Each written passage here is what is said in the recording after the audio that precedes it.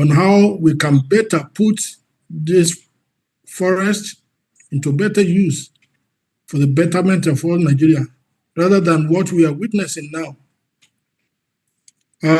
Therefore, I will not take our time to do much talking, but to listen with rapt attention to what Professor Okukwala will tell us today on how best Nigeria government and our policy makers can make use of experts' hands to curtail the menace that we are currently facing in Nigeria.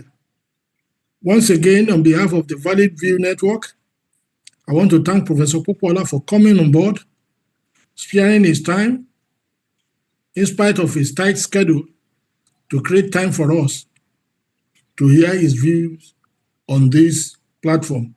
Thank you, and you are welcome, sir. Thank you very much, the chairman, for doing justice to that. Professor Okukwala, I know many of my generation, we know him. Let me just give a brief of how I got to know him. At least I've known Professor Okukwala as early at the time I came into forestry as a student. And at the point, his name was everywhere. I'll be wondering, how do you meet? Who is this person? Labode Popola. He will always put it that way. One day, maybe immediately after graduation, I was privileged to have a relationship with Chief J.B. Odebi, who I think he should also be at this meeting now. And he asked me to drop a document for Professor Okukwala, and that was the first time I was meeting him in person. Very pleasant personality. And recently, we met again in United Kingdom, and his simplicity was extraordinary. And since then, I've been following him. Even some programs he attends abroad, I watch him from the background. I watch his contribution. I watch the love he has. Is a thing to be, to be an academic giant. Is another thing to have the passion for what one is doing. So Professor Okukwala is an embodiment of both academic prowess, passion, and enthusiasm for that work. So today we have in our midst an international respected scholar, a development expert, and one of Africa's leading voices in forestry, environmental governance, and sustainable development. He currently serves as the Executive Secretary, CEO of the African Forest Forum, where he provides continental leadership on forest policy, climate resilience, and sustainable natural resource management. He is a professor of forest economics and sustainable development. Professor Okukwala has built an illustrious academic and administrative career spanning several decades. There is virtually no position in the university that he has not taken part in. He's a former president of the Forest Association of Nigeria FAN, where he championed reforms that strengthen professional standards and advance national conversation on forest conservation. He also served meritoriously as the Vice Chancellor of Osun State University, and some of the developmental strides he made in that university are still a reference point to today. He provided visionary leadership in that university that enhanced institutional growth, academic excellence, and global visibility. And that provided a good fulcrum for the Osun State University. His work across research policy and institutional development has earned him recognition within and beyond Africa. Professor Okukwala is widely regarded for his clarity of thought, analytical depth, and ability to connect environmental issues with broader themes of national stability, economic development, and human well-being. He's a man that has been involved so much in all issues related to forestry in Nigeria for more than 2 decades. And today, with his experience as a man at the top echelon of African Forest Forum, we have a good person to deliver onto us. So his contributions continue to shape policy, dialogues, academic discourse, and sustainable development initiatives across the continent. So as a distinguished discussant for this Maiden global discourse, it is not by accident that Professor Upola is the first person coming to bring this up. So it comes with an unmatched expertise, a global perspective, and a wealth of experience that will enrich today's engagement. Ladies and gentlemen, join me as I welcome this great Nigerian, a great African, and the tribalized scientist, Professor Lapo Debopola, as we kickstart this discourse today. Prof, you are welcome, sir. Thank you very much, Kayode Ogunjobi, and I appreciate the generous encomiums that you have poured on me. I doubt if I deserve all of this, but I'm so happy that I have on this call some very eminent personalities, people who have also contributed to shaping my life and career. I can see Dr. David Ladipo. I remember in those days when he used to take us around the bush, and I'm happy also that Mr. Larry Budikwe mentioned Dr. Lasisi at BBC, yeah, a guru of forest ethnobotany. The issues happening around the country right now reminds me of in those days when we used to go to places like Agogo Forest Reserve. There was a particular day we lost our bearing and we slept right on the floor of the forest, and nothing happened to us. We only got out of the forest the following day when there was daylight. And so I'm happy to be here this afternoon. It's a pleasure, it's a privilege for me to be part of this process. Um, Dr. Budobi informed me that this will be an interactive activity. I'm not sure we are at the point of having to give lectures or making presentations. We need to discuss because there are several stereotypic narratives about what's going on in Nigeria. And let me just say this. I don't usually like making popular statements. That's probably one of my weaknesses and also one of my strengths.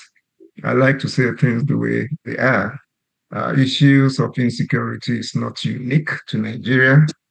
I've had the privilege of moving around. From time to time, countries encounter security challenges, just like all other challenges. How countries and their people resolve these challenges will depend on the unity of the people, understanding of the people. But as we go along in this discourse, I'm sure issues will come up, and I will try as much as possible to attend to them. Like I said, I don't really make popular statements, but I hope we will all work together to be able to bring something to the table that can help us chart a course that will make our forest what they used to be. The forests were never like this. Thank you very much. Oh, And over thank to you, you. Prof, for firing that first salvo. And you have actually set the tone for the interaction. I knew you decades ago that you have been deeply involved in the management of forests for decades. You served for so many years as the National Secretary of the Forest Association of Nigeria, and that makes you a repository of knowledge of the developmental stages of our forests. So I want to ask, sir, how did we get to this point? Well, thank you very much, Coyote. It's a long story and a very sad commentary. Somebody mentioned something about ungoverned spaces, and that's exactly what our forests have become now, ungoverned spaces. And when you have a space that is not governed, expect that you have cockroaches, you have lizards, you have scorpions, you have all sort of things will take over the place, and the place will become unconducive for habitation for the real owners of that place. Now, Nigeria has forest endowment. And we need to understand the categories of forests that we have. And unfortunately, many commentators don't actually know, particularly the news media, with the kind of things that they push into the public space. Uh, the federal government, for example, does not have a forest reserve. By the extant law and the policy governing forestry in Nigeria, the federal government does not have a forest reserve. These forest reserves are owned by states. In the northern part of Nigeria, you have some local governments owning some forests. But then, by law also, the federal government owns our national parks, right? Or some of the what we call the yeah, game reserves. Yeah, particularly you have the Udoyo National Park. You have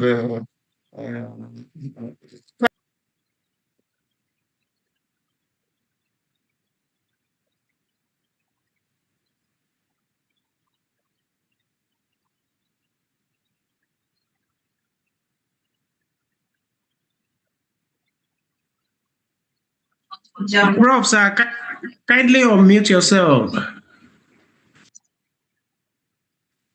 somebody must have muted Yes, me. okay, So it's okay now. at what point did you lose me, please?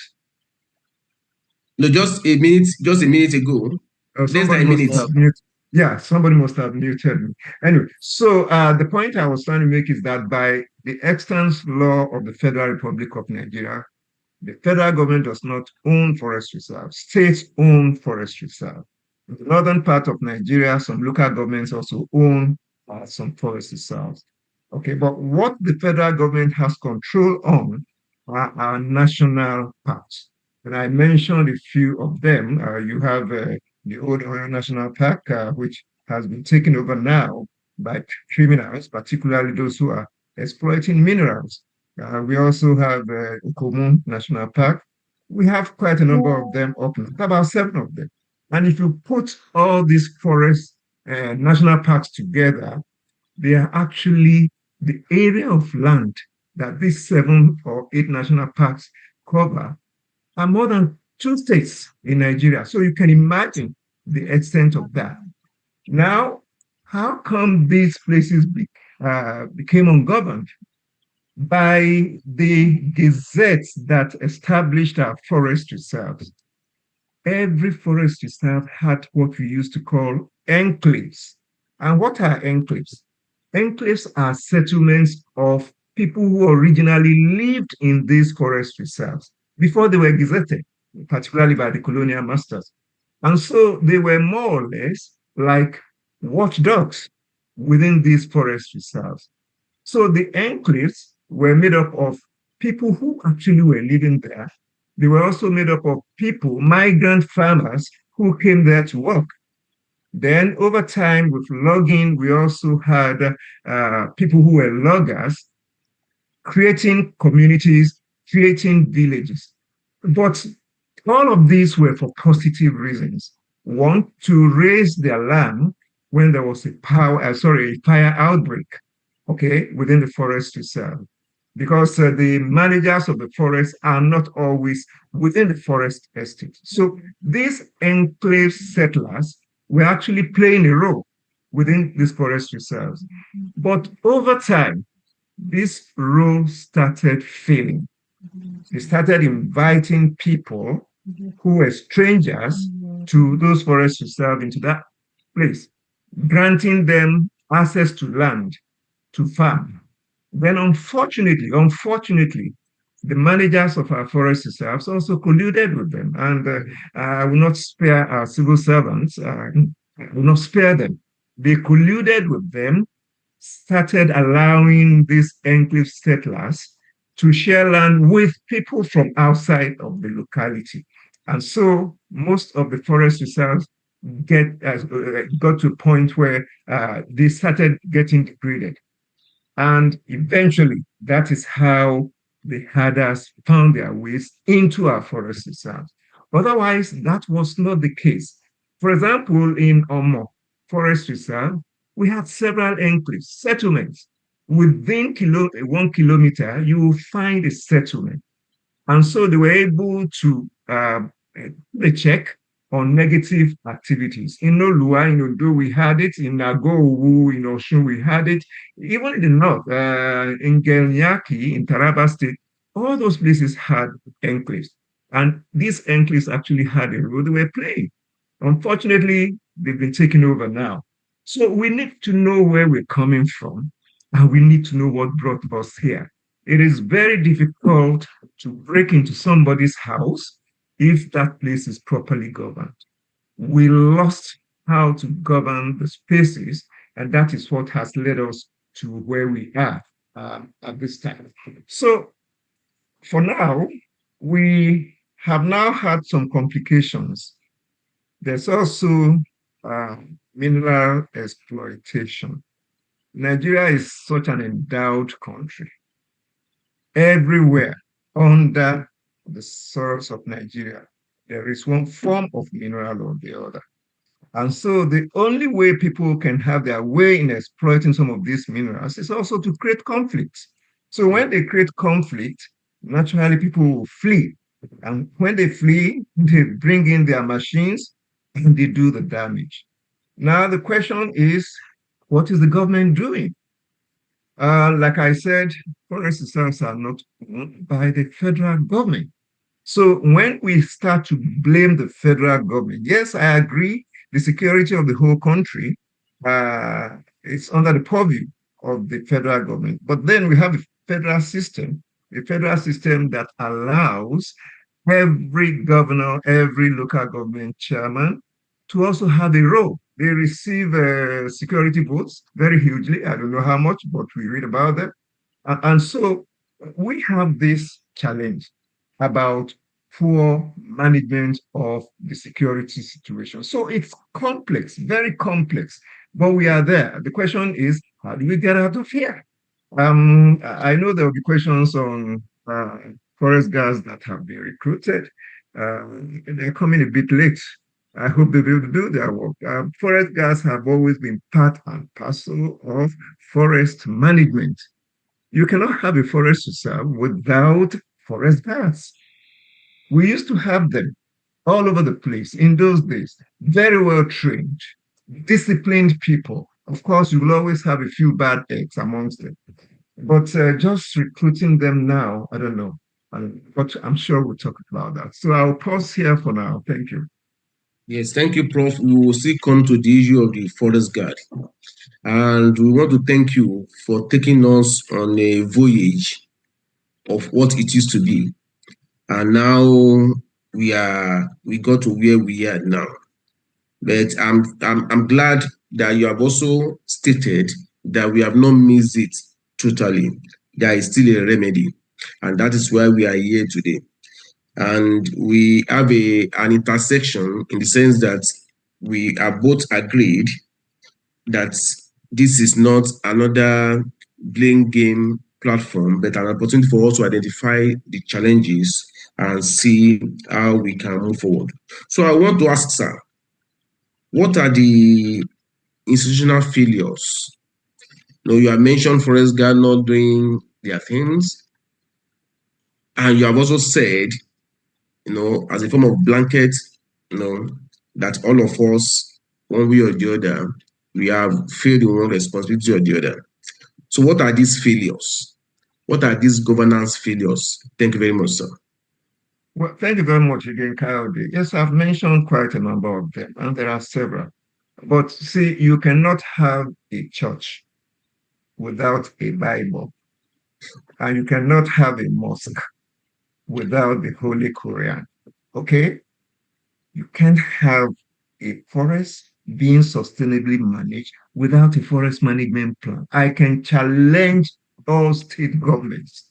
I am not aware of one state that has forest management plans for their forest. I have been around this business for a while. Yeah.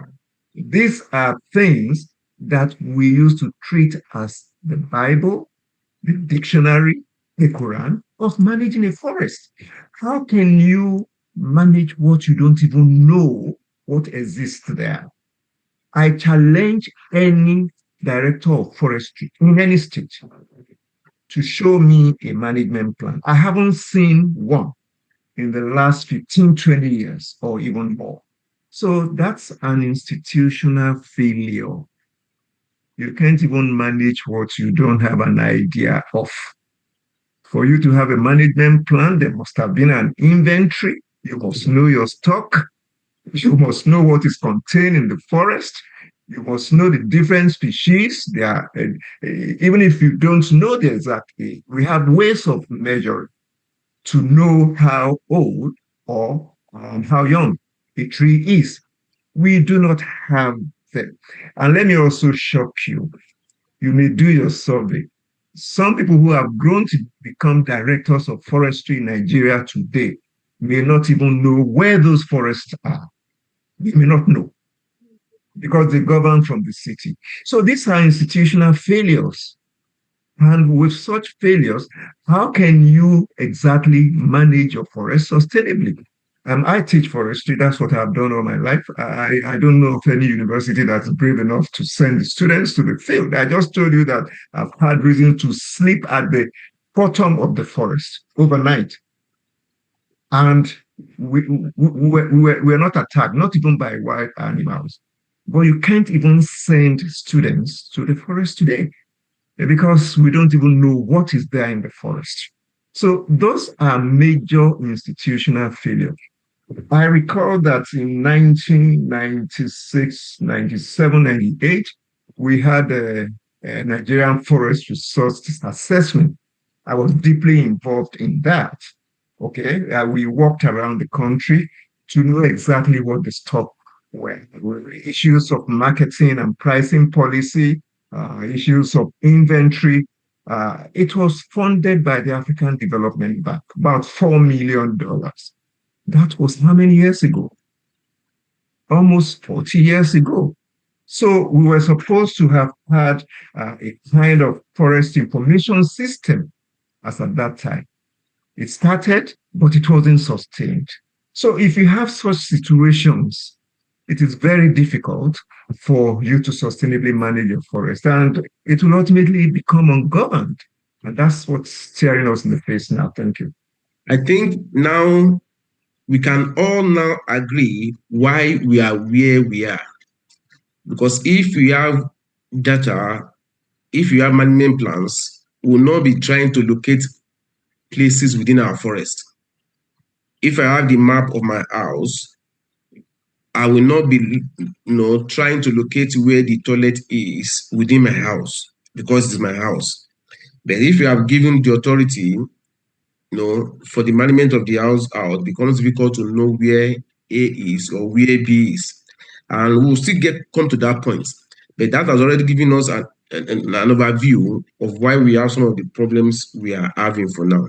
But today, Sir Prof, you sit as the number one person in forestry in Africa. And it's a privilege that office is being occupied today by a Nigerian and by no other person other than Professor Labode Bupola. But for some time now, there have been series of influx of people from neighboring countries into Nigeria. Some of them for legitimate businesses, but some of them also for crime and criminality. And they use the corridors of our forests as an avenue to get into our own forests. And once they get into the forest, they navigate through the forest, and it becomes an abode for them. From the perspective of the leadership of African Forest Forum, how do you think we can handle this? That's an assignment for immigrations and customs officers, not for forestry. Like I can tell you what we do at the African Forest Forum, but let me say something. Africa should actually be a borderless entity. Yeah, there is no reason why any African cannot move from one place to the other. Absolutely no reason. That's a very big one, Prof. Africa, Yes. I reiterate it, Africa should be a borderless entity. Exactly, because we have virtually everything in common. If you're talking about poverty, we have it in common. If you're talking about natural resources, we have it in common. All the challenges, we have them in common, and we are supposed to be united. And in any case, history tells us that we were balkanized by colonial masters. I will give you one very interesting example. We were doing a World Bank project in 1996. My boss, Professor Bada, Professor Adeola, Dr. Adebisi, I got the consultancy. It was funded by the IB, International Bank for Reconstruction.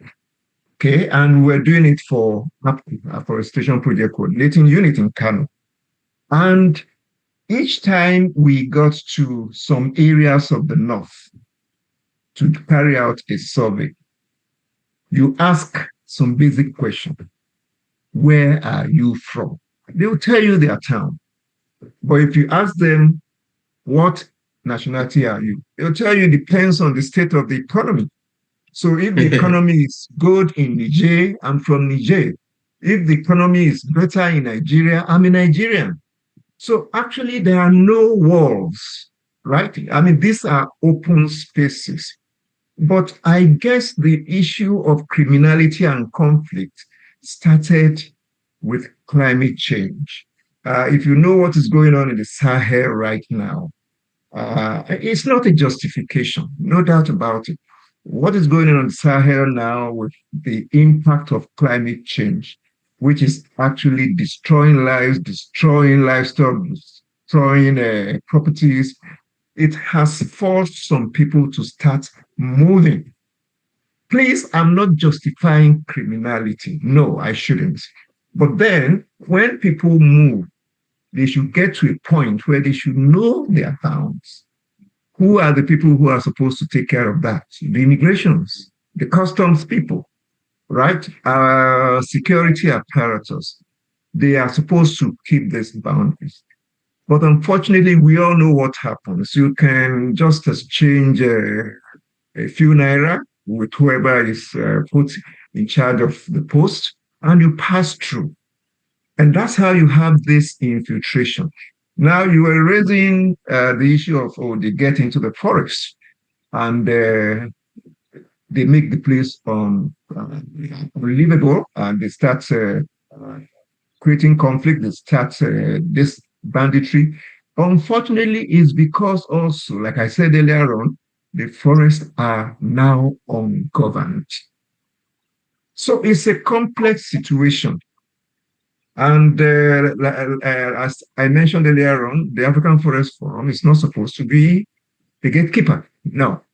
What we deal with is how forests can be managed sustainably, how policies can be enacted and implemented to ensure that our forests are sustainably managed, how African forests and forest stakeholders can have a say in the global discussions around forestry and environment. Those are the things we do. And unfortunately, it's only now that we're looking into Africa for the support to be able to do the kind of things that the African Forest Forum has been doing for the past 20 years. Up till now, we've been supported by the West. CEDA of Sweden, SDC of Switzerland, none of our African governments have supported us in any way. So we're just trying to look into how philanthropy and big businesses can now play a role in funding how we can continue to do the work of the African Forest Forum. Thank you. Thank you very much. We want to appreciate the fact that African Forest Forum is providing leadership in that regard. And what we'll do more is to also, I want to believe that there should be one or two people from the immigration on this meeting. So we are charging them to do more to ensure that there is, we have a significant reduction in the influx of people into our forests, because once they get into the forest, they become unmanageable for even the forest guards. And like Prof said, is so strange that even to go to the forest for research activities has been so difficult. I remember we were doing some things about 4 or 5 years ago, and staying in the forest, you just have to park your vehicle in a strategic place because you are not sure what could happen. And I was talking about 5 years ago. And from 5 years ago to now, I think the situation has become, and I know that even if you want to take students on a trip to some of the forests, even you as leader of the team will have to consider what you want to do. And these are instances whereby in the future, I know at the point in time, we'll go from different forests, you just look for a place within the forest where you put your mat or what have you on the floor and you sleep and you wake up the next day to continue with your journey. We hope we can still get to that point. And these are one of the benefits of this meeting. And we hope that one of these days, our forests will be restored. So we have seen a situation whereby our forests these days have become a place where people are trapped. And trapped in the sense that it is not out of their own volition, they are abducted. And once they are merged into the forest, it becomes difficult for them to come out. And I know you have told us, because we don't have even the roadmap of our forest. So when we don't have the roadmap, it becomes difficult for us to go there. And people have compared, we have had situations whereby we have discussed some of these things on some other platforms, and we want to know why it is difficult to track some of these criminalities beyond the issue of working plan and what have you. Why it is difficult for us to track some of these criminalities and criminal activities going on in our forests. Thank you, sir. Well, number one, the forest is not necessarily opaque.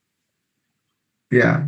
For somebody to choose to live his whole life inside the forest, not as a forester, right? Not as an enclave settler, as a criminal, then you can imagine the kind of human being these people are. You rest assured that many of them are not normal human beings. They are on drugs, they are on all sorts of substances.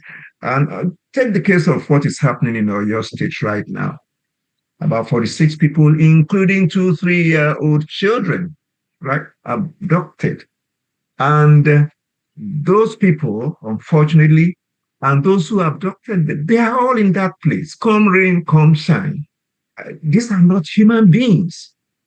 These are not human beings, unfortunately. I can assure you that the Nigerian Air Force and the security apparatus know where these people are. Technology allows it to happen. But the question is, how do you release them? These people are so deadly that they have made this 4 people field around them. And the question is, how can you get these people released without fatalities? I think that is what is happening. I think that's what is happening. Because these people, it's now a change. We have moved from this cattle rearers, people who are encroaching. It's now a business. It's economy. Now a business, yes. Criminal economy. Okay, so it's now a business. You have their collaborators in the cities. They have, I understand there are some NGOs who also help them to collect some of these ransoms and things. So it's there's a voice on here. Yes. Please, go on, Prof, sir. Yeah. So yes, technology can play a role, and I'm sure it's playing a role. I can assure you that the Nigerian Air Force will be citing those people, the abductors and those who have been abducted. The question now is, how do you get them released? These are people who are ready to die. Life means nothing to them. That's the unfortunate. They are ready to die. Yeah. Otherwise, for God's sake, the sad situation in Oyo is close to a month now. These people are living right there. And I'm very sure you can imagine the shape in which these unfortunate abductees would be right now. But they are comfortable with life in that place. Now, the question is, oh, throw a bomb. If you throw a bomb, there will be collateral damage. And we have had that over and over and over. Okay. And I'm not sure any government will want that to continue repeating itself. The problem is, how did we get here? And I think it has to be addressed beyond what is happening around in terms of kidnapping and all of that. We have to start looking at what led us to this. And the intelligence world can provide some solutions to some of these people. My own worry is that should such people actually leave when you get them arrested and they confess that they did this, should they really leave amongst us? For me, they should be summarily dispatched to the other side of this planet. So technology will play a role, but there's a limitation to the role technology will play. Technology will cite these people, but with their victims. How do you get these victims released without causing damage to some of them? Yeah. Thank you very much, sir. I think one of the things that I've also seen is the fact that within the forest, when people commit crime in cities and towns, like the one that happened at Ibadan, the abduction of the Adelabus, immediately I watched the video, I told some of the people, and some of them will be here, I said they were going to catch up with some of these people very soon. Because I know they are leaving a digital footprint. But in our forests, it is difficult to mark digital footprints. More so when we do not have the mappings properly done in the first instance. And I think this has been one of the challenges I think we have with managing some of these things in the forest. And we should be getting to that. Sir, sometimes ago, I was at a conference, was it in US? And I saw a guy from the US Army. And I was surprised what he was doing at a conference for who scientists and what have you. So I walked up to him. And the only thing why the American government was sponsoring that guy to do was for him to be able to identify the trees that they can use when they get to the forest. But I'm not sure that at any point in time I've seen a policeman, a civil defense, or even some of other paramilitary to attend conferences of foresters. What will you say about that, sir? Well, you're absolutely correct. I think one of the challenges we have, not just foresters, quite a number of professionals, we speak to ourselves. We speak only to ourselves. Now, another dimension to this is even the funding that you need for forest management. How many of our conferences have we brought in ministers of finance, ministers of national planning? How many of our conferences have we brought in eminent people in business that can support forest management? Just like what the African Forest Forum is just about starting now. We're having an event in Abuja either August or early September, bringing we call it business roundtable. So unfortunately, we've been speaking to ourselves. Now, forestry is about everything. It's about the way we live. It's about the way we even die, right? You need everything in the forest. And because of that, every citizen must be a stakeholder on matters of forestry. So yes, I would expect that we develop to that extent where military and paramilitary personnel will be involved in activities in the forest. Technology, at best, we talk about remote sensing. It has gone beyond that now. I mean, I was in Turkey about 5, 6 months ago, I think February this year, and you need to see the way they fight forest fires. It's completely technology driven, and you cannot have human fatalities because there will be no contact with the fire, as bad as it could be. So yes, technology will have to play a role, and this calls for even curriculum revision in our institutions. We need to review our curricula, whether it's at the technical level, whether it's at the degree level. We need to start bringing all of this in it. But of course, funding is also very key. Yeah. Thank you, sir. Let me quickly throw this question from one of the participants across to you. Unfortunately, he has not put his name, but I will just read it the way it is. He said, as professionals, what is being done to get a proper forest management plan for the country and states? What challenges are faced in getting this done?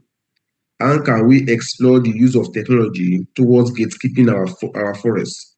What can we do to improve governance now in the forest? And how can we get the miscreants out of our forest? It's all encompassing. And I know you have addressed some of them. You want to speak to it, sir? Well, I have addressed virtually all of them. To start with, I have said it, you cannot have a church without Bible or a mosque without a Quran. The management plans are a must. How states will get this done? Honestly, I don't know, but it requires a lot of funding. If you have a management plan, you know where which patch of forest is. You know the ones you want to harvest and at what time you want to harvest them. You know the ones that have to be restored, those that have been degraded, right? And there will be constant activities within the forest. It's because we do not have constant activities within the forest. The spaces are now ungoverned. That's why you have these miscreants there. But yes, what can we do to this miscreant? I remember in 2020, just around the time we had COVID, I had to address the high level meeting involving federal government officers. And my suggestion was, okay, Sambisa Forest Reserve. I remember one politician said it should be cleared. Why should you clear Sambisa Forest Reserve?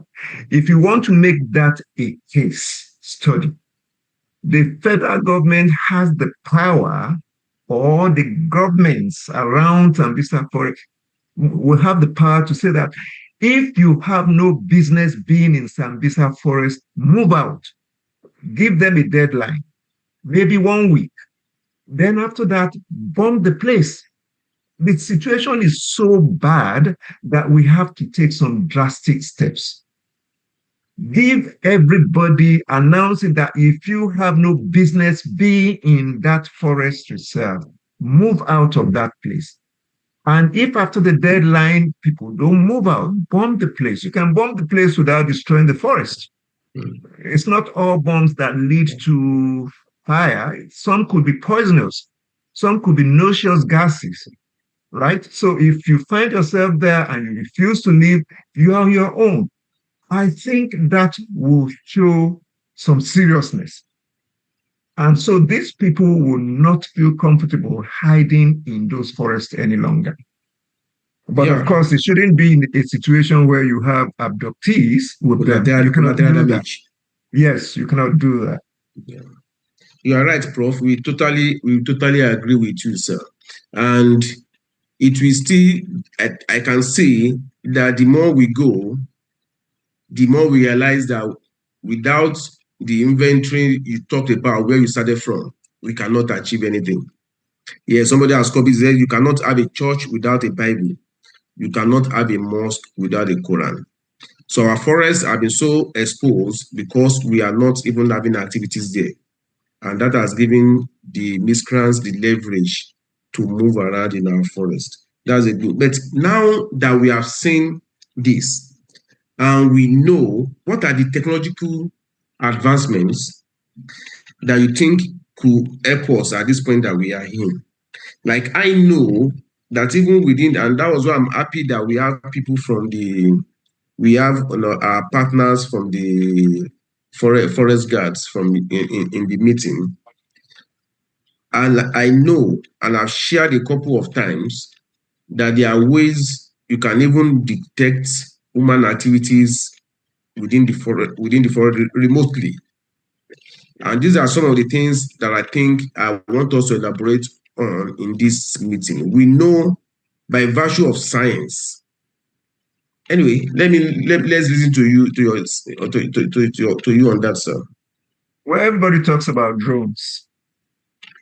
Yeah, drones are very, very efficient. Of course, there are different types of drones.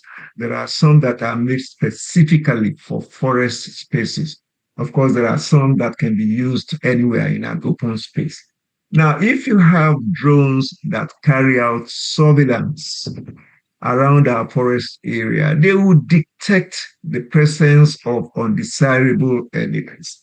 That is just one example. Yeah. And of course, you also talked about equipment that can help us to identify footprints, human activities, even after they would have carried them out. And you will be able to track them within the environment that this damage has occurred. So yes, technology has limitless possibilities. But the question is, at what point do you introduce it? We really need to get out of this mess first. Because these people are so deadly. If you plant in some machines or some equipment, they will destroy them. It's like having a camera, a surveillance camera. It's only when the surveillance camera exists that you can capture activities within a premises. So we need to first get rid of these people one way or the other, or show them that it is not possible for you to be involved in these deadly activities and go scot-free. I'm afraid let the human rights world do whatever they want to do. If you caught someone involved in these deadly activities and he or she has confessed, why should you spare such people? I think this is where the challenge really is. The government should be intentional. Once they capture them from time to time, the intelligent society is able to smoke them out occasionally. When you have such people, please destroy them. They're not fit to live. Let the human rights society make whatever noise they, and that's the only way we can have deterrent. Yes, I saw someone displaying in the chat. Yes, they are all technology. They are all technology, yeah. And technology, like I said, is limitless. It's limitless in terms of what it can do, yeah. And we don't have to reinvent the wheel. We can always copy from other parts of the world where these things have worked.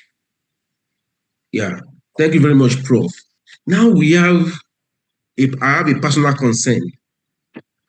We have seen people going into the forest. Today, we do not even know which group is official. I've seen different versions of uniform.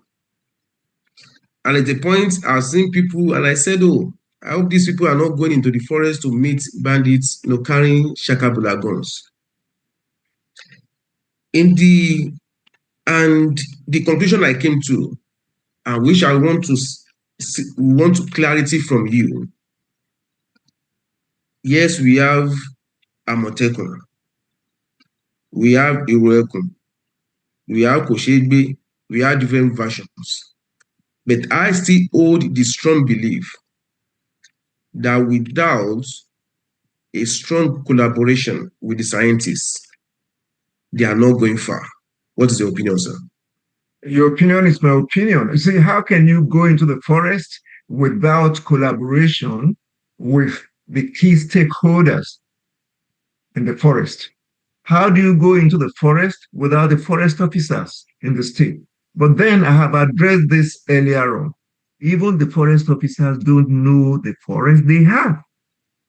So fundamentally, let us resolve the issue of having inventory. Let's know what we even have.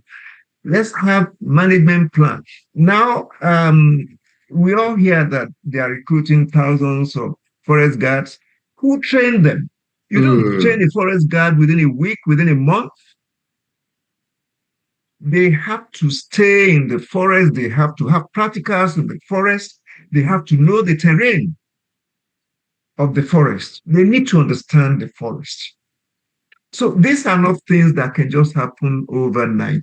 Now, if Iruekun or Amotekun or whatever want to manage the forest, they would need the key stakeholders of the forest to work together. Thank you very much, sir. And that's at least one of my fears, because I keep wondering, so that we'll not be creating more problems, we'll not be losing more people. So use this platform to appeal to the policymakers and the agencies of government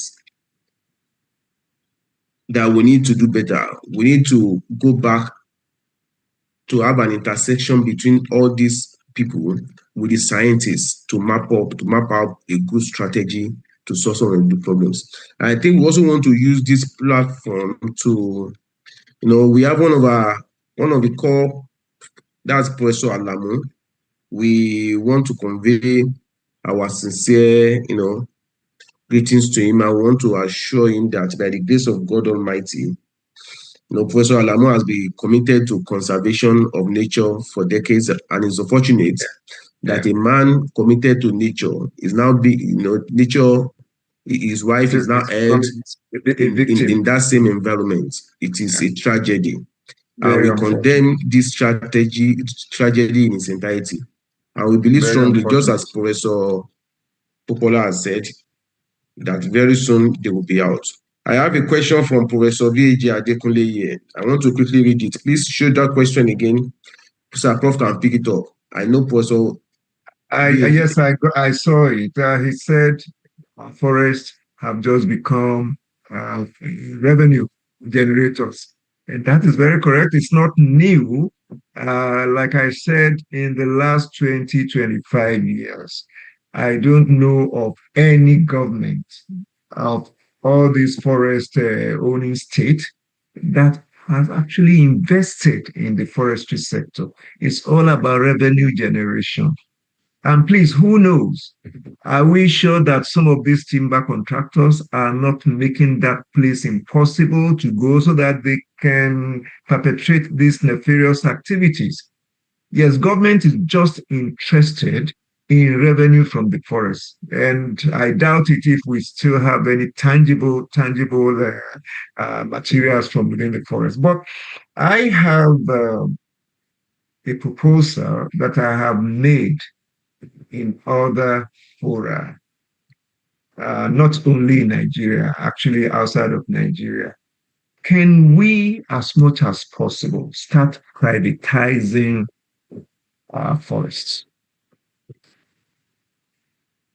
Let's start privatizing our forests, because I haven't heard of these bandits going into cocoa plantation or cashew plantations. I have my own teak plantation. I haven't had bandits going there. Why is it government's forest reserves that are this? Because when something belongs to government, it seems it belongs to no one. It belongs to all of us and it belongs to no one. Why can't we start involving the private sector in the management of this forest estate?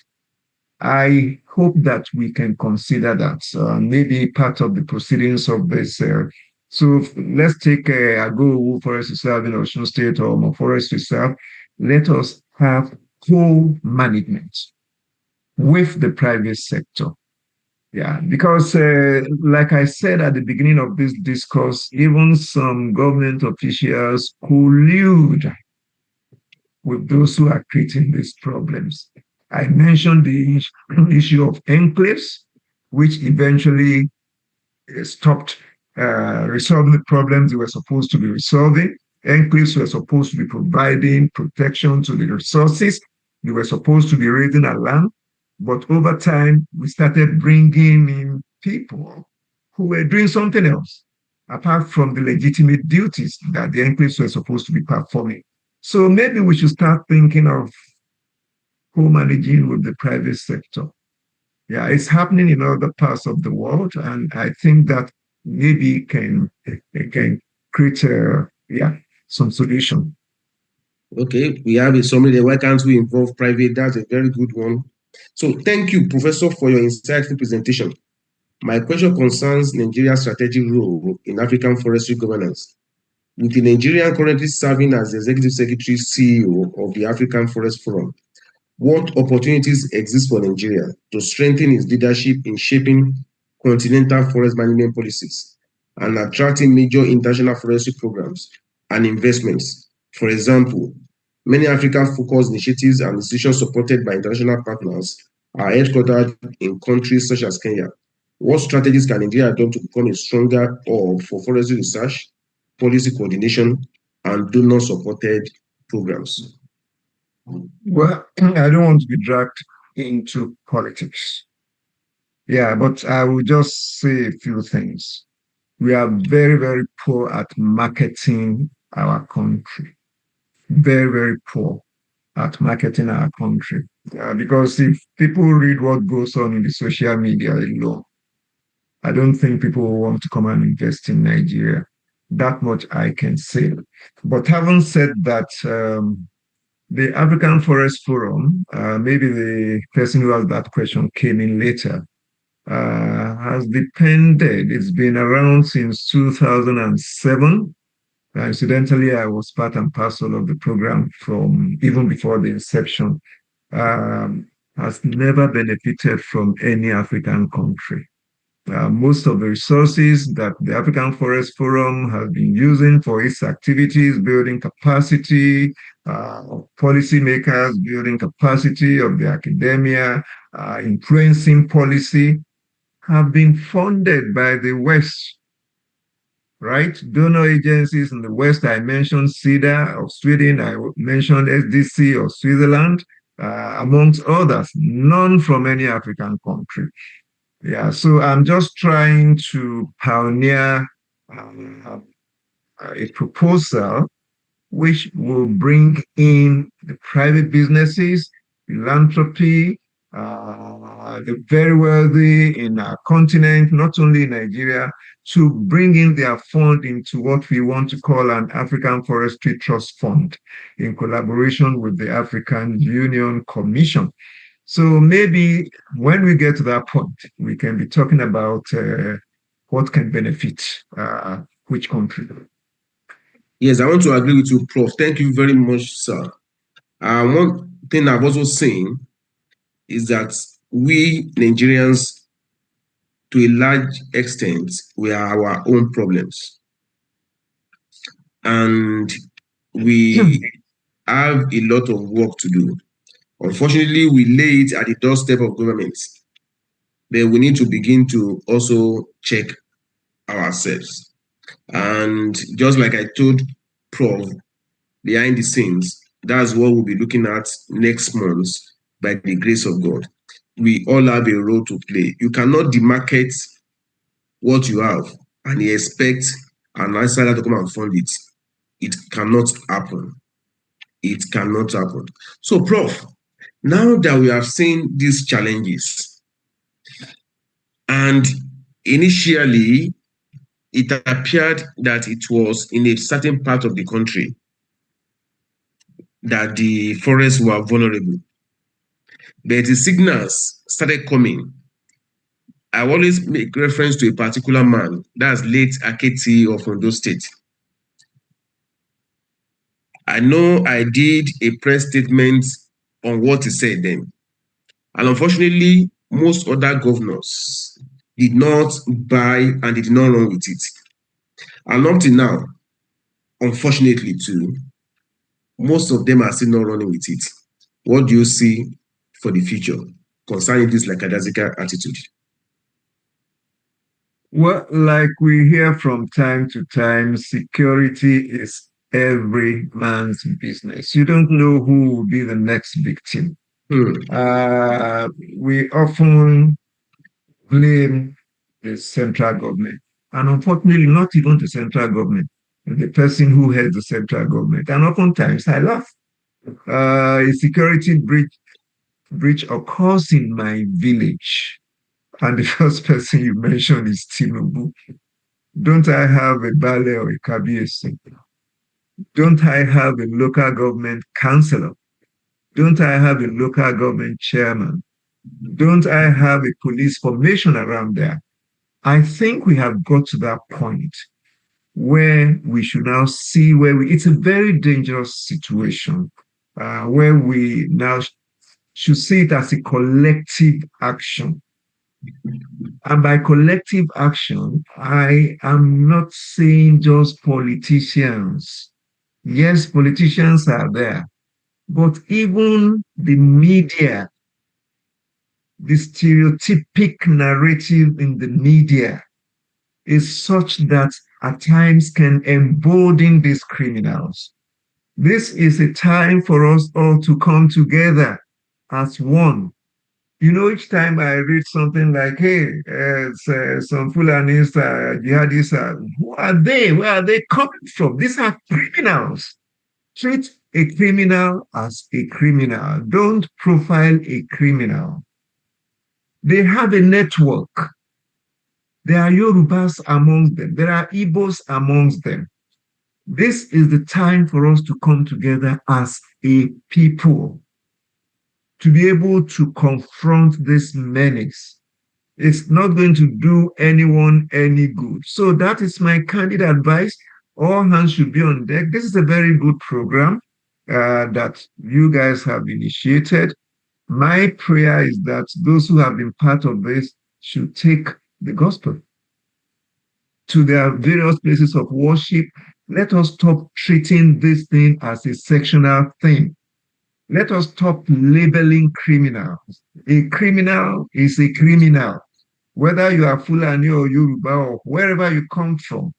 And I don't think a Muslim can be a criminal or a Christian can be a criminal if you understand your calling.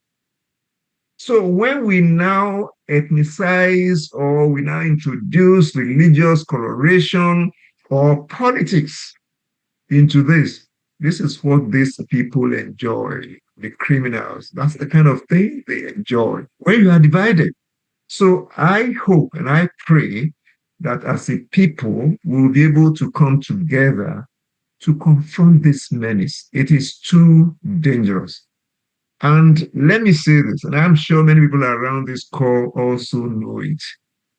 There is an international dimension to this, because you can only have time to explore the rich natural resources, particularly the solid minerals below our soils, when you create security situation, where you create conflict situation. We need unity. I'll give you an example of a country close by. It's not only Nigeria. In Ghana, do you know when the Chinese came in the last 15, 20 years, trying to explore and exploit gold?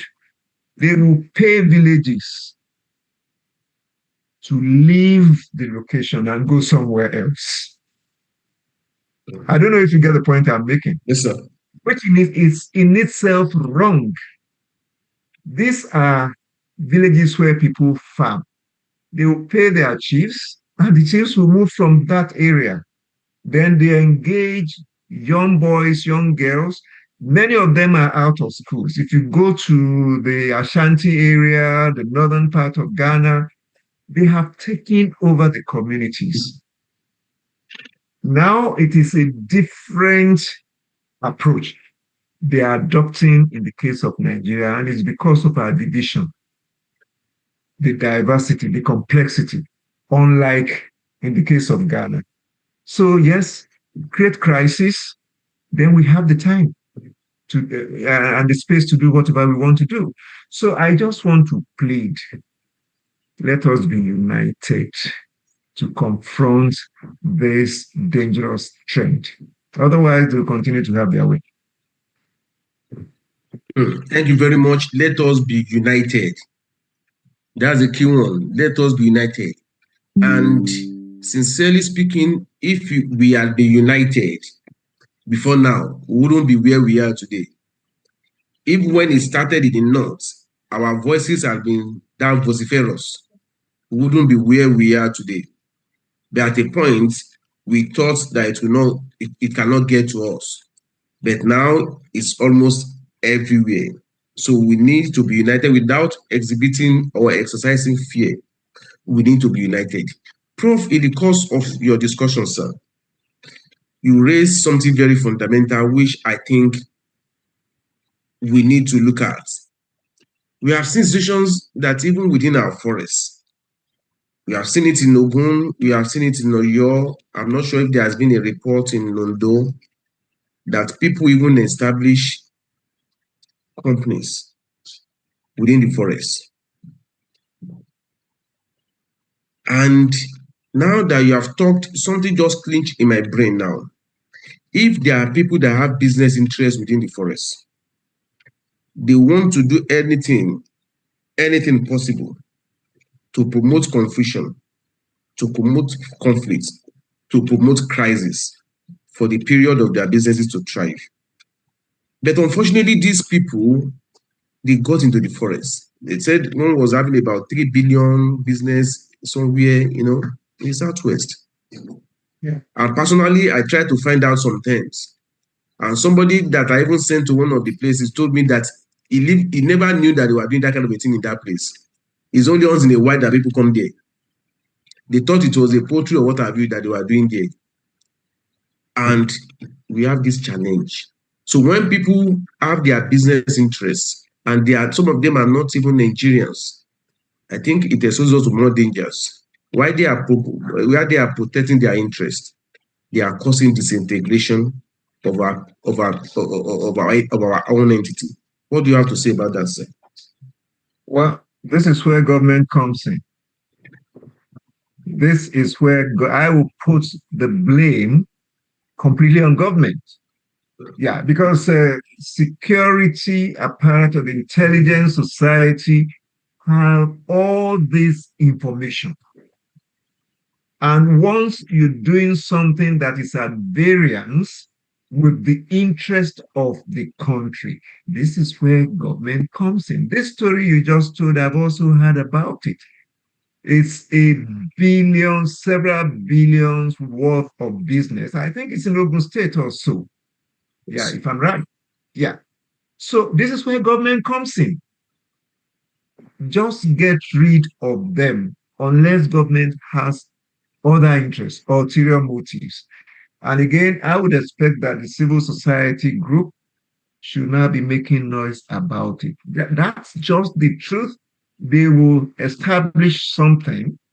They will employ your people. You think it's a legitimate business, but they are doing some other things in that area. And they keep on expanding.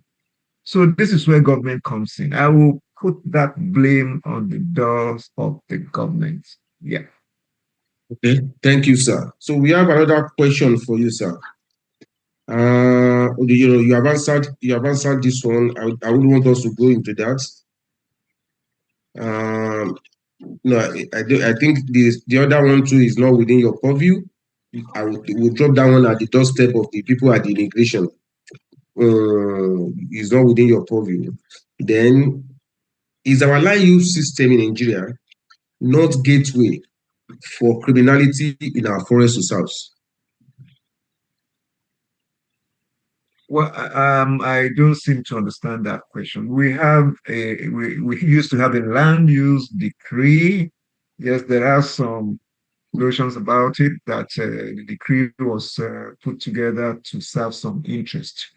But the land use decree that eventually became the Land Use Act is very clear. The lands are owned in trust by the governor of each state on behalf of the people, right?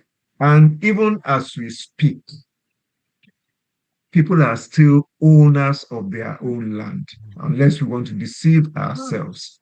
We still have private lands, we have private ownership, but yes, government has superior authority. If the government needs that land for public good, government can appropriate that land. And it's all under that act that, yes, every piece of land in every state of Nigeria is being held in trust by the governor of that state. And governors change from time to time. Not one person is governor forever. Now, if you need a piece of land, there's something called certificate of occupancy, which gives some protection. So I don't really know where that question is coming from, that, oh, is it not leading to some of these criminalities? The forest reserves are owned by state governments, right? Not an individual. But sir, unfortunately, in this situation that we find ourselves, the state governors have been voiceless. Well, I'm equally voiceless. Anyway, let me excuse you from. I'm equally voiceless because I'm sorry, I have to speak you. No, please go ahead, sir. Yeah, mi ò lè wá kú kò kí ń jẹ bàbá ẹ̀. Right. If you have been elected to govern your state, you should speak up. Oh God. If you're unable to, if you have issues why you cannot govern your space, seek help.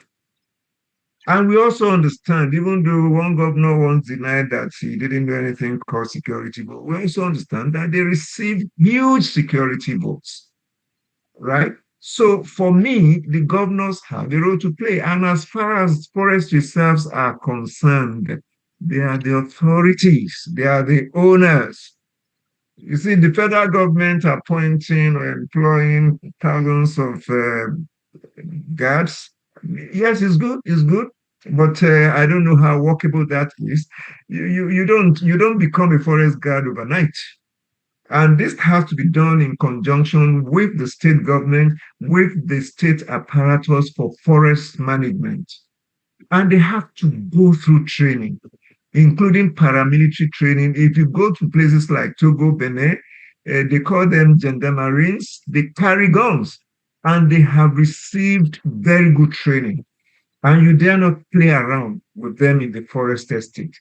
So this is what I think we should do, but the governors should be in the, wherever there are forest reserves, the full authority is with the governor. And it's so unfortunate that we have degenerated. I remember the days of the likes of Landijano, the old foresters. They could resist governors when it comes to matters of forestry. Chief Odebi, if he's on this call, can tell us that, can confirm that. Because authority was with the chief conservator of forest. Of course, he reports to the governor, but he advises the governor, hey, this is what we have to do. But unfortunately, we have lost all of that. But I still believe we can rediscover. I'm always very hopeful when it comes to matters like this. Thank you very much, Prof. Yes, you have hammered something, and I think I want to go in that direction now. When we recruit and we think we have done training, perhaps we are exposing some of these people to danger. If you go to the forest, you can sense danger. You can feel danger. When you see a tree, you can determine what is going to happen around that place. When you see the type of land around the place, because at times when I look at some of these things, I feel bad because I know by virtue of the training, you can feel some dangers even ahead of time. And if these people don't have this exposure, if they don't have this experience, and we think we have just human resources without human capacity, I believe strongly that it will lead to error. So we want to advocate that people should be properly trained, and that will take us back to the issue of an intersection with the scientists. You don't want just to go to an environment because you think you can move in an environment. A land can be flat, and unfortunately, there may be a mine under it. But a trained person knows that once he sees this and this in that environment. I remember they would teach us that when you see some particular trees, you should know what to expect next. When you see this leaf, you know what to expect next. Yes. But somebody that is not trained in that aspect, what happens? You walk into it just like a man walking into a trap. And I think that's one of the takeaways we want to have here. So I have this question from one of our eminent members of the Forestry Association. His name is Dr. Asiwa. I will read the question the way it is, believing that I know Prof is also very versatile in issues of local issues and administration, aside from staying in at African Forest Forum. He says, sequel to abduction currently in Odo-Oyo National Park, some groups of youth came up with demand that Odo-Oyo relics and entirety of Odo-Oyo National Park should be released back to them as their heritage. Sir, could that be the right step? Well, maybe not. When we started this discourse, I said that before the forests were gazetted, there were settlers, there were owners. Before the colonial government took them over. There's no doubt about it. Some people own the Odo-Oyo National Park, just like every other forest reserve. But there also has to be a governance system. I don't think we can afford anarchy. I would rather these youth agitators should suggest that government should work with them. We have had community forest management very successfully done in Cross River State. It was actually a model in Africa, right? So there can be co-management, we will co-learn, we will co-share, and there will be an integration of ideas. But releasing it to the community, where will they get the resources? At the end of the day, they will mark out these areas of land, sell them off to, just like the example I gave in Ghana, where villagers, the village chiefs will take money from Chinese and they will move away from that place for the Chinese to start mining. So you need government. But I will advocate for us to have co-management. Co-management in the sense that the communities will play a role, the local government will play a role, the state government will play a role, then of course the federal government will also play a role. Thank you very much, sir. The state government should play a role, the local government should play a role, the federal government should play a role. And the communities. And the communities. Oh, yes. The community should also play a role, and individuals should also play a role. When you see people going into a forest close to you, and they are not people, they are members of the community, when you see something, you say something, and that's the point that can help in the management of our forests. Yes, we want to thank Prof for the time he has spent with us. We want to give opportunity now to people that want to ask questions. We'll be moderating the questions from here. And I know we have representative of the forest. I don't know if they have if they have something to say. If they have anything to say, we can give them that opportunity. And if they are not ready for that now, we can still go ahead. If you want to make a contribution, please signify so that we can unmute you. But I'm trying to look out for the... Okay, you are welcome, Mr. Stanley. Are you ready for your contribution?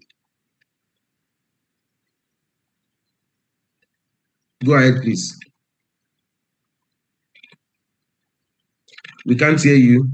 Okay, he has gone back to mute. No problem. I think Prof mentioned that Baba was in the house. I know he may have a word or two for us. I'm trying to track him now if he's still in the house. Before we go on, Dr. David Oladipo. Do you want to share anything with us, sir, before we go on? Okay. I can see a number of veterans. I can also see Dr. Wale Adeleke. Yeah. I Then think of course, Chief Odebi was trying to join, is having challenges joining. okay, Dean Joke Akinyele is also there. Yeah, quite a number of veterans around here. So now that we have been able to map a way out of this quagmire, because it's the situation we have found ourselves, and we have all identified the fact that we didn't get here yesterday. And that is why at times when people begin to say things, some of us will wonder that these are things that we have seen 5, 10 years ago. And some people on this platform will bear witness that even 5 years ago, we've been sounding the alarm that our forests were in danger. Our forests were in danger. Our forests were in danger. Unfortunately, we didn't take that seriously. And that's where we are here today.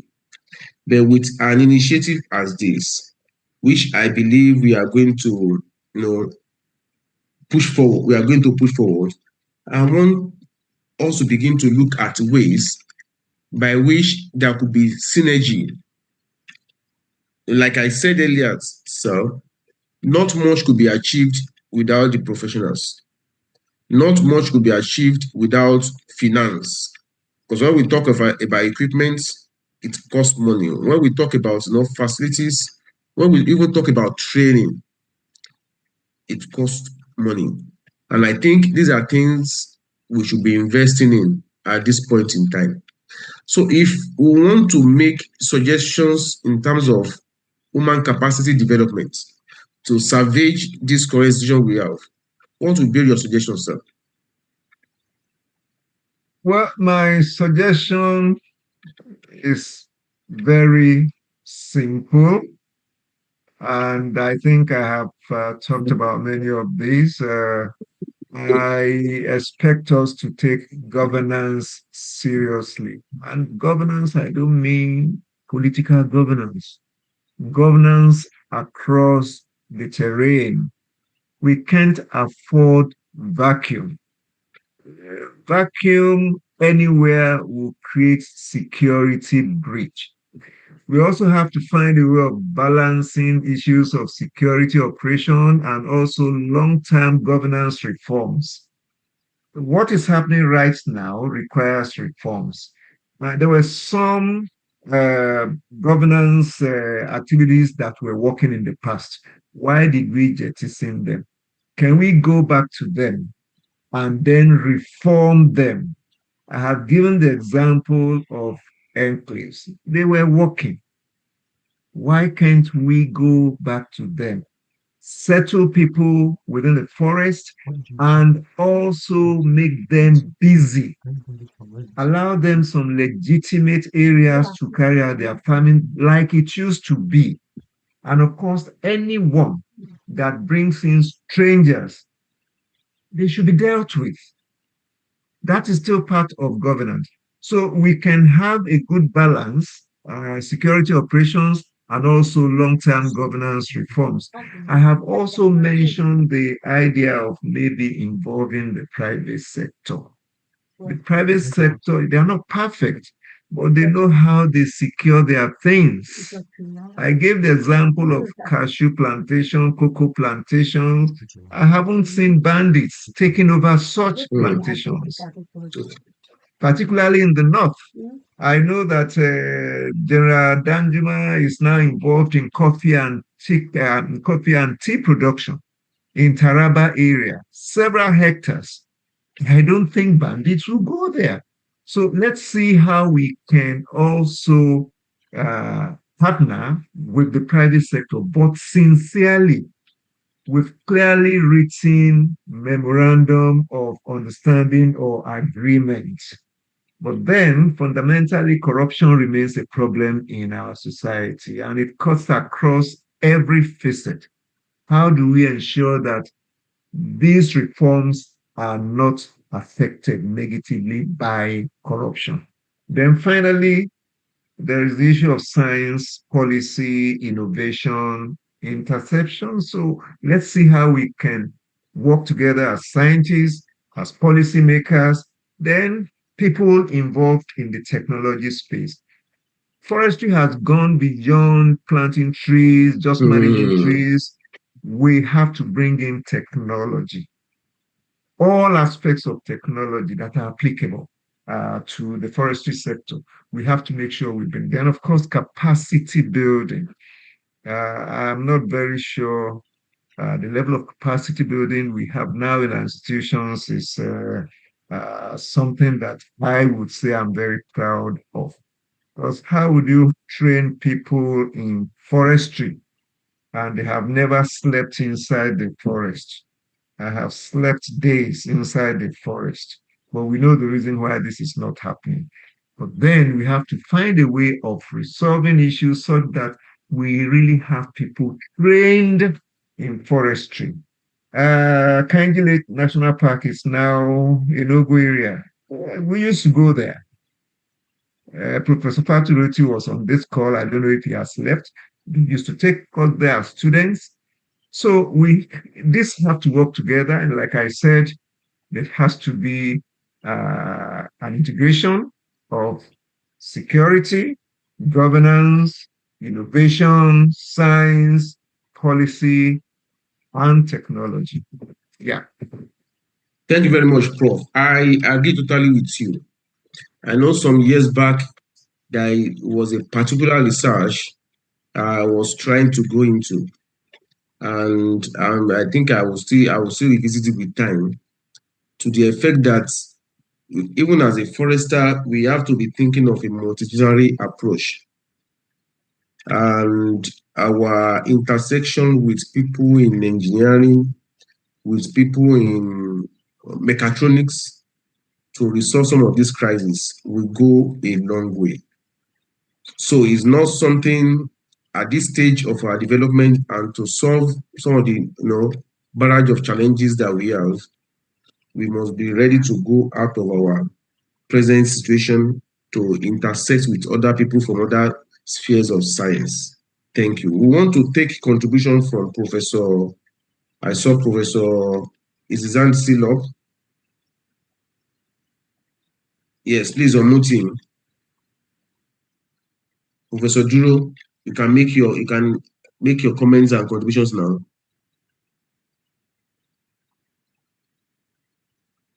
I saw him raising up his hand. Okay, if he's not ready, is he ready now? Professor Duro, can you unmute to make your comments, sir? Okay, thank you very much. One of the things that we've seen over time is the fact that there must be cross-fertilization of ideas between the agencies of government. And we are where we are today because rather than complementing one another, the agencies of government are trying to argue each other. But the challenges we have now is that if we do not collaborate, if we do not synergize, our common enemies may be thriving. And today we are not looking at the common enemies of banditry alone. We are also looking at the common enemies of other illegal activities within the forest, which were the challenges we had before kidnapping and banditry, which has become an economy and came on board. So we know that with time, we are coming stronger out of these challenges. We know that with time, we evolve as a people and we'll be able to move forward.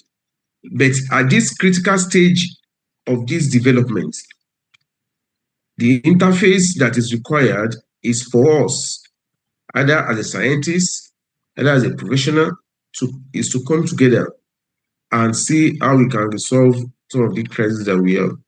So in our local environment, in our research activities, we need to begin to shift our ideas to see things that can help us to solve the problems that we have on ground. We have identified the challenges over time. It has come to a time that we want to see how we want to run with the solutions. And when we map out the solutions, it tells us to move forward as a people and to be stronger. Just like Prof said earlier, almost all the countries of the world have their own challenges, But what is important is our attitude towards the management of the challenges. And that's why, as individuals, we have a responsibility to ensure that we do everything. Even for some of us that have students that we are training, we have to push them into new fields so that they can be able to come up with new ideologies towards solving our problems. And I know by the time we do this very soon, the issue of people taking others into the forest and keeping them in the forest for weeks, for months, will be a thing of the past. So I think Prof stepped out a bit. So if there's anyone that's I'm right here. I haven't stepped anywhere.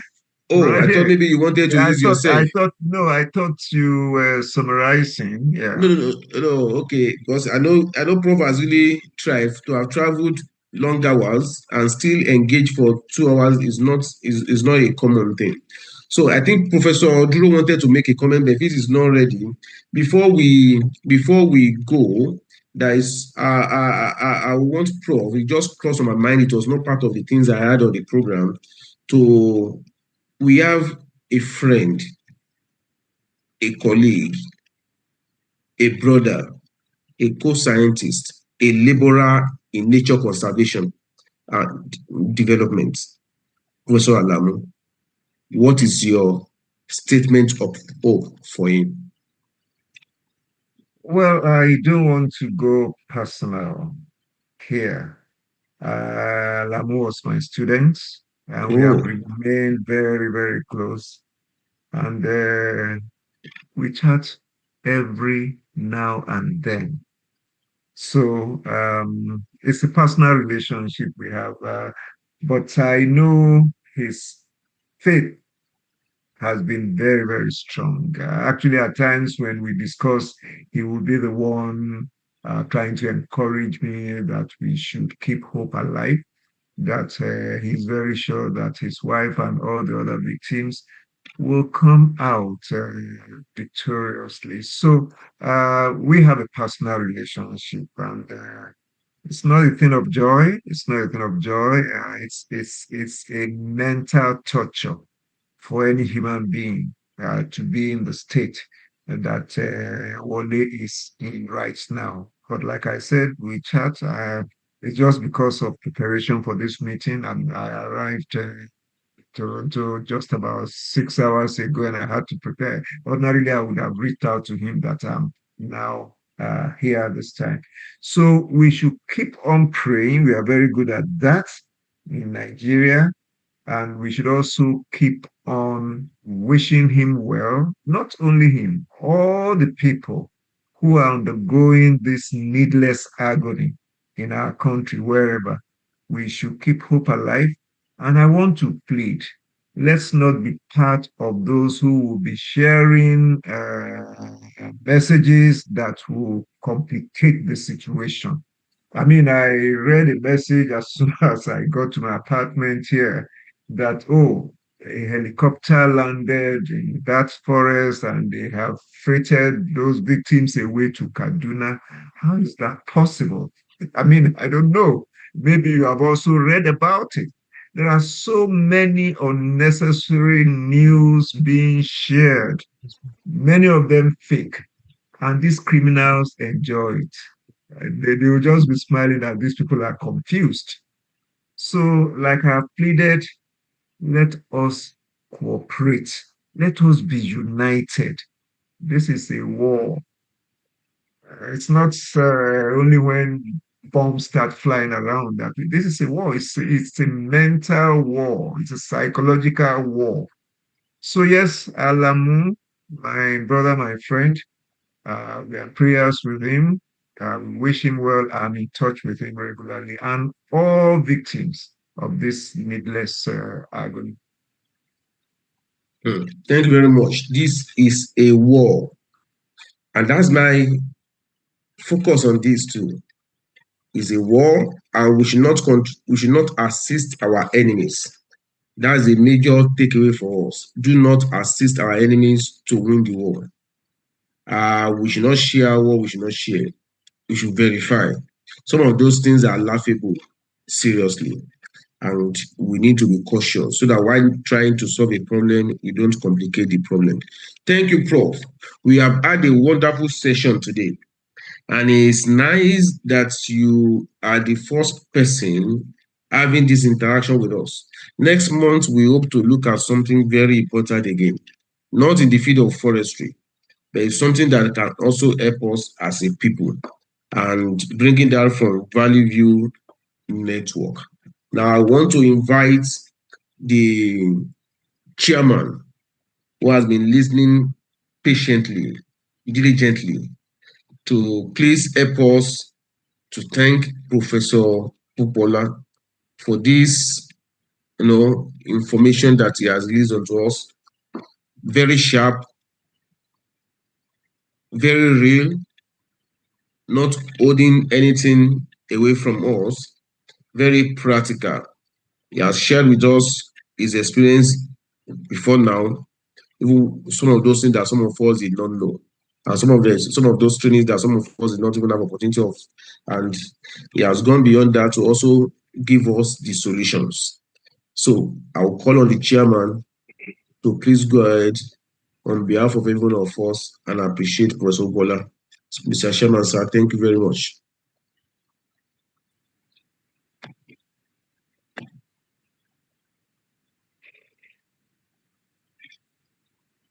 Chairman, sir. Okay, I think he's having connectivity. Is it there? Okay, you can unmute, sir. Yes, we want to appreciate every one of us. So you can go on, sir.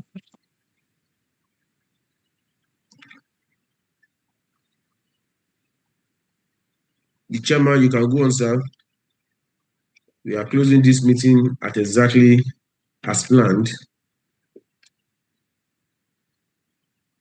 Okay. Yeah, maybe he's having some network challenges that I did not know. Okay, I will go ahead to wear the big shoes. Prof, we want to thank you for creating this time to speak with us today. We have people from different parts of the world joining this meeting, and I would have loved to, but some of them some of the people here are people I don't know, so it's better not to. But let me see, I can see Medipro, Medivac, that should be an organization, and we want to appreciate you. I think Dr. Ladipo is here. We would have loved to, we want to hear from you. Professor Fatu Roti, Dr. Wale Adeleke. These are people who have seen so much. Baba, will you want to share something with us? Quickly, please.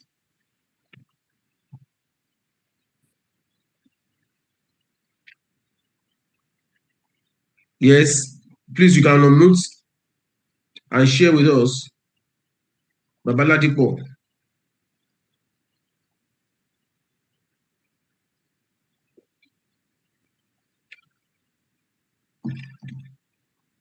Okay, maybe we want to drop a message for us. He may be busy. I know he may, you know. Then we also have, yeah. Dr. Wale Adeleke is here. Yes, we have Joseph Amonum. We have Mabel Ipimoroti. we have Michael Bigbe, we have Asinwa, we have Odunayo James Rotowa, Olajide Adebanjo.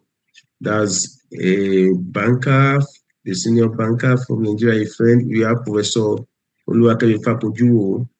We have Professor Bamidele Zizera. Okay. We have Professor Duro Adeleke. We have Professor Arinde Solomon. We have Professor Shiri Abiyo. Prof, thanks for coming. We have Dr. Tayo Yelowo. We have VAJ, that's our boss. We have Okay. Moderator, VAJ, sir. do you have any comments, sir?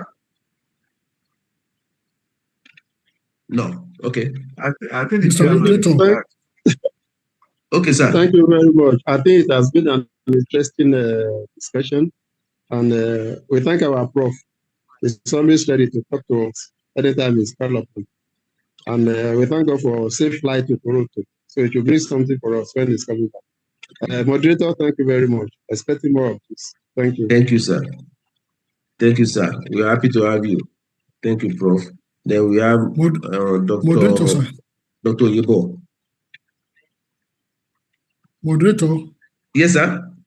Sorry, I have a problem with my something. Okay, you can go ahead and appreciate Professor Opola for us. We have 10 minutes to go. In fact, I've been very, very much elated listening to him. He handled all the aspects of the discussion very, before you go on, sir, perfectly. sorry, I didn't want to do this, but let me say this. At the point when Professor Opola was speaking, it's like I was falling in love more with him. I must commend the way he was choosing the words, the way he was, I was looking at the mouth, very lovely. Prof, I love that. Thank you, sir. Go ahead, Chairman, sir. One thing you cannot take away from him is that he marshaled all the points very well, to the extent that I was now asking myself, is this not the same person I knew years back? Again, some of the aspects that he has reflected on borders much on the stakeholders. Just last week, I was forced to sit at a workshop where the entire media industry came together to interface with the intelligence community. Because it's a known fact that the media is seen as enemy of progress. And if any issue happens, they heap the blame on them. Whereas some of the information, the intelligence that were needed to be shared, people will not share it with the media or fear the media that they may misinterpret what they are saying. In fact, we have to talk to ourselves. Media is a friend that we need to cultivate. Press is a stakeholder we need to bring into this issue. DSS, police, intelligence community has to interface with the media. In fact, Professor Popola had made it imperatively clear that the media has a role to play here. You see, we talk about fake news, we talk about misrepresentation in the news. When people who are supposed to know are kept in abeyance with what is going on, what do you expect? And they have to meet the target, they have to report. But now we are doing a rethink to ensure that if we destroy the country, we don't have any other country to claim as ours. We have to join hands together with all the stakeholders. And I want to thank Professor Popola. He mentioned some aspects which we also need to reflect on when we are doing the communique of this meeting. What was the thing that brought about forest reservation? When Awolowo came on board, he started all this akpoje that Prof was mentioning, and the enclaves in. What happens to them over time? I had cause about a month ago to write an article on it. The forest now becomes wall of fence. Governors are now tinkering with it, selling it to people and making money out of it. Something that was a land that was acquired by government and not returning it back to the owner. The government are now feeding fat on it. These are part of the flaws that these criminals are now exploiting. All of us, the intelligence community, the security, the media, the foresters, we need to come together to rein in our voice on this issue. A governor was claiming that he is not the chief security officer of the state, whereby the extant law pointed it out clearly that he is the owner of the forest. And yet they claim billions of money every month as security votes without doing anything. We have gotten to a point now, and I want to thank the Valid View Network under the leadership of Professor Gunjobi, bringing us together to reflect on this issue. We are beginning to see the light at the end of the tunnel now, where the problem lies and what should be the solution. I think by the time we meet at the end of this discourse, we'll be able to sit down to analyze this issue and bring the meat of what Professor Kukola had discussed back to us. Once again, Professor Kukola, I want to thank you that we are able to tap from your wealth of experience this evening, and we are able to see clearly our faults and where the problem lies. And as a citizen, not just a citizen, a patriotic one, we have a duty to ensure that this country of ours get back to basics and do the needful to ensure the safety of lives and our people. Thank you very much, Valid View Network. Thank you, Professor Kukola, and all the other guests on this forum. I want to express my profound gratitude to all of you all. God bless. Thank you. Thank you very much. One other thing Professor Kukola has done for us today, he has not only delivered, he has also given us, he has also gone into the future of this program. Next month, by the grace of God, last Sunday of the month, same time, we'll be looking at the challenges we create for ourselves as a country by demarketing our country. Professor Kukola has dealt with it one way or the other, but it's not the strength of this interaction for today. And that's why we didn't want him to go into that. We do so much havoc for ourselves as a country, and we'll be looking at that next week. And also to corroborate what the chairman has said, within the next 3, 4, 5 months, we also want to come together and see how we can review some of the problems we create that the press also creates.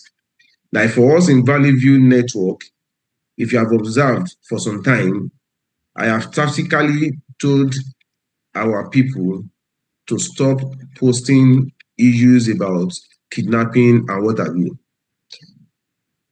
Even before the president said it, when the enemy is doing something and you're helping him to also propagate it, what are we doing? We are helping the enemy to achieve what he wants to achieve. What the enemy wants to achieve is to plant fear. Some may not agree with me, but that's my orientation. So on the final note, we want to invite Professor Kukola for his final comments. Thank you very much. The big boss has spoken. So, well, mine is to appreciate you for this privilege. When you extended the invitation, I actually felt that it was going to be a panel discussion, sort of. Maybe not me alone, but I appreciate the privilege of inviting me and permitting me to speak my mind. Like I've always said, I don't like saying popular things, but it doesn't really matter. That's the calling of the academia. Say things the way you see them. So I appreciate this, and also being the pioneer speaker at this event. Please keep it up.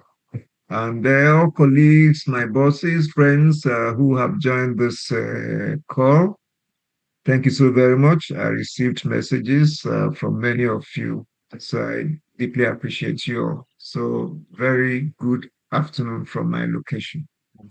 Thank you. Very good evening from UK. Can you please show us where you are? Can you please type where you are watching from? If you are in it, please just type it. Let's see it where you are. Can we share it?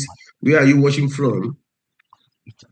Nigeria, UK.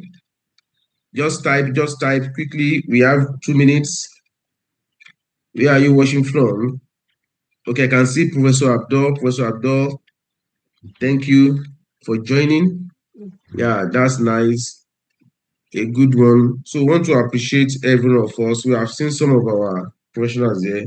Next month, the same time, 6 to 8 o'clock, join us as we roll together on another very important topic.